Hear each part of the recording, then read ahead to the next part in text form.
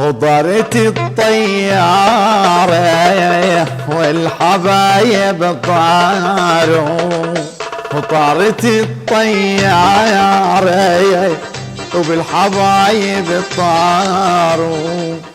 هذه الأغنية والأهزوجة لها حكاية تندى لها القلوب وتشمئز لها الأبصار. لقد كان فيما كان أن أحد الأئمة وهو من آل البيت عندما سافر، ليست قديمة وإنما في هذا العصر، ليست كل القصص قديمة، هذا العصر نعم، عندما صعد إلى الطائرة فمشى مشى في الطائرة نعم، فجلس في كرسيه ساعة من الزمن، فإذا بالطائرة تصبح فيها صجة ورجة وحركة غير غريبة. كيف غير غريبة؟ غريبة نعم، فإنها حركة الطائرة. طليق النسوان يا زينب تلاقينا، ونعوف الأمل والرضعان يا زينب تلاقينا، حسينيين تدرينا يا زينب تلاقينا.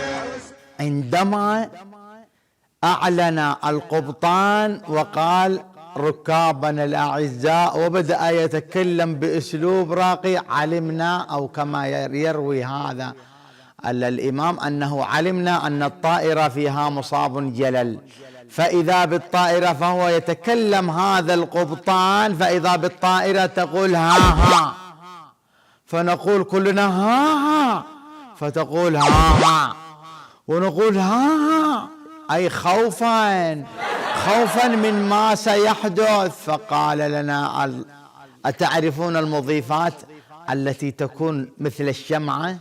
نعم مثل الشمعة. شنو شمعة؟ هذه الشمعة، وهذا ليس موضوعنا، ولكنها عندما قالت الطائرة ها ها وقعت صياط أم الأعلى انتدى شعرها من الفجيعة.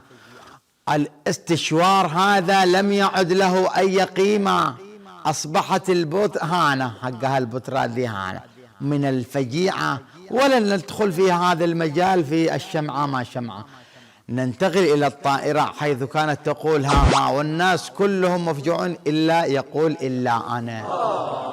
فنظر إليه ركاب الطائرة، لماذا هذا لا يخاف؟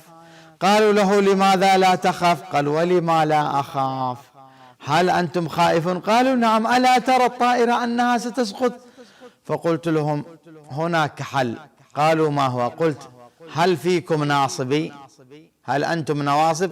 قالوا لا إلا واحد، عرفنا أنه ناصبي. قلت ارموا هذا من الطاقة، فأخذوه ورموه من الباب وأنا قلت من الطاقة، فعندما رموه سلم وهو عاش أنا متأكد، والطائرة استقرت ثانية، ثم ها وهم يا ها.